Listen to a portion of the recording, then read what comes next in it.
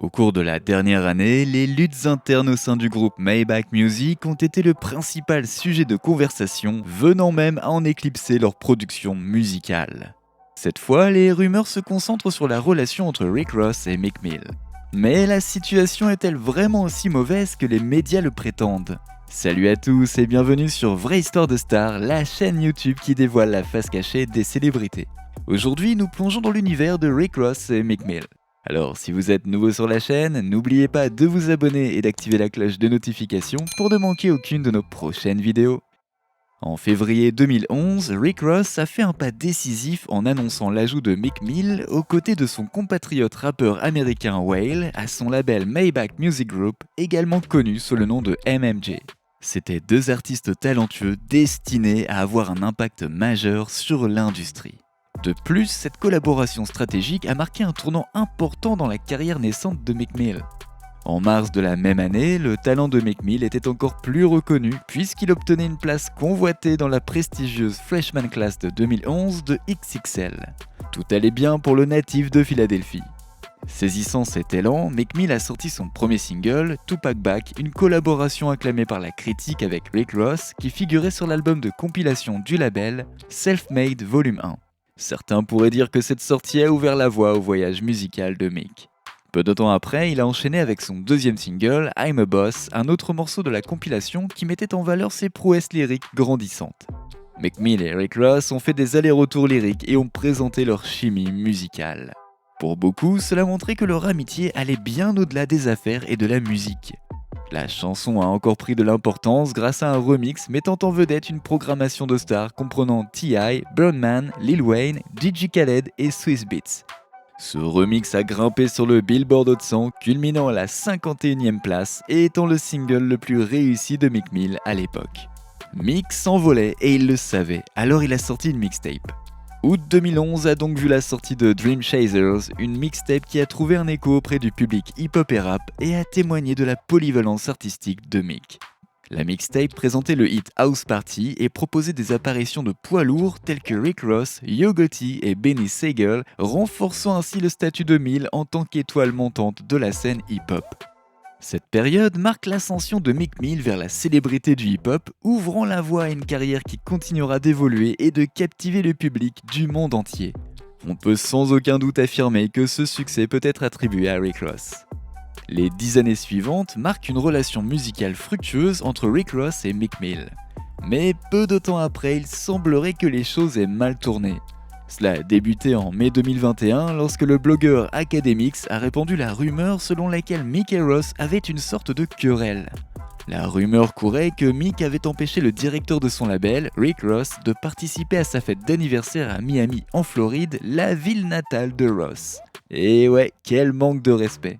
Voici ce qu'a expliqué Academix lors d'un stream.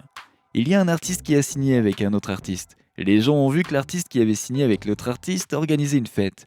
L'artiste avec lequel il avait signé aurait tenté d'entrer dans la fête et de se déplacer dans certains endroits et j'ai entendu dire qu'il y avait eu un gros problème. Un de vos artistes préférés qui prétend qu'il est un boss et qui fait n'importe quoi, eh bien il a signé avec un autre gars.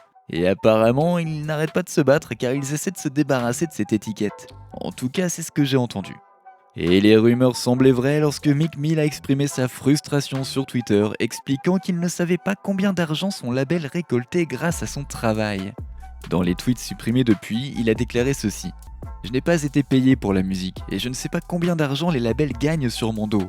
J'ai besoin d'avocats au plus vite. » Le rappeur de Philadelphie a ajouté ceci. « Demandez au label combien il a dépensé pour moi en tant qu'artiste, et demandez-lui combien il a gagné grâce à moi en tant qu'artiste.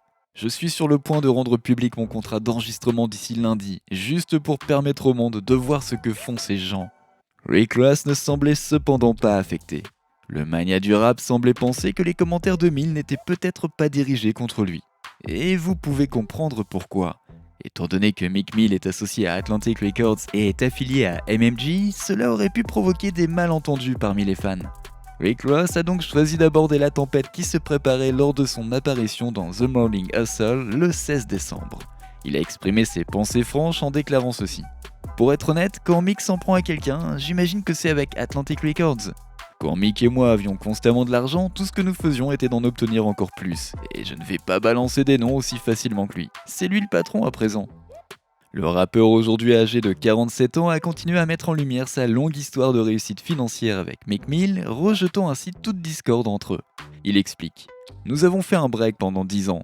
Est-il un artiste de Maybach Music? Il l'est en effet. Mais c'est aussi un boss, et les vrais boss aident les autres à devenir plus grands.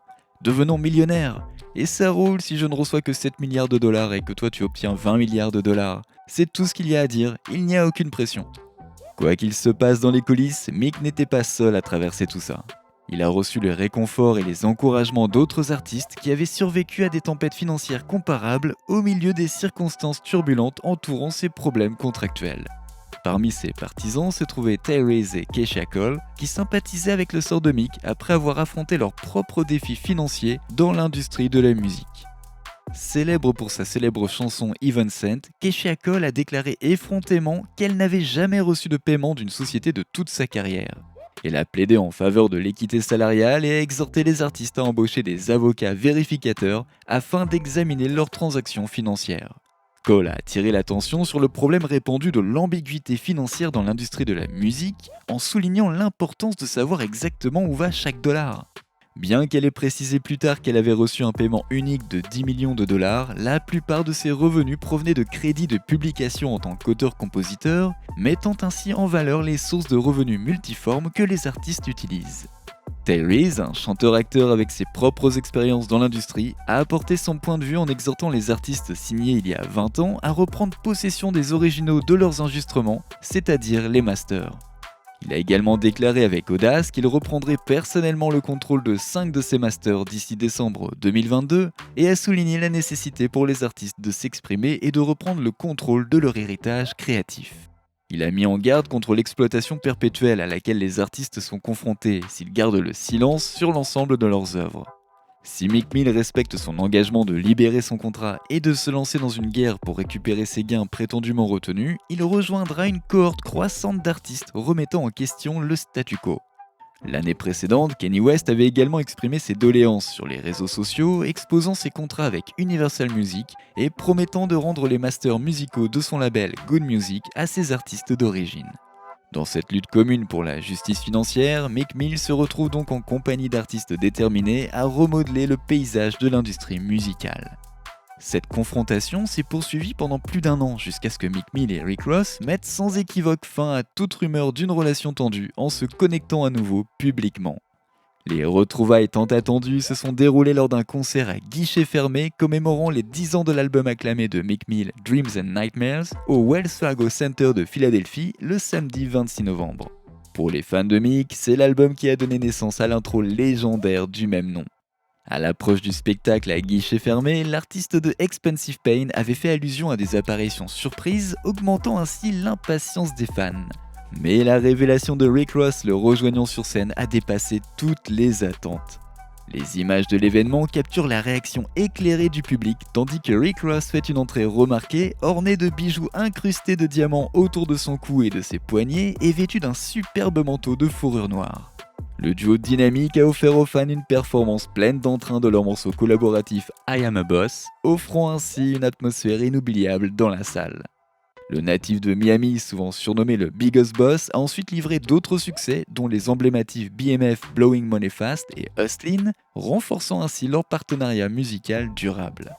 Le concert a montré leur capacité à mettre de côté toute prétendue querelle. Meek Mill et Rick Ross continuent de prospérer ensemble dans le paysage en constante évolution de l'industrie musicale, donc tout est bien qui finit bien. Meek Mill et Rick Ross ont tous deux une longue histoire de conflits hip-hop, mais personne n'aurait pensé que ces deux-là s'affronteraient un jour, surtout compte tenu de leur relation musicale de longue date.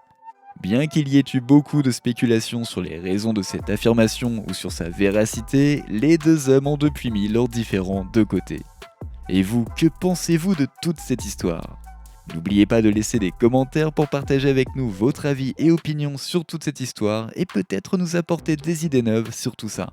N'oubliez pas de cliquer sur le bouton d'abonnement pour rester à jour sur toutes nos vidéos. À bientôt.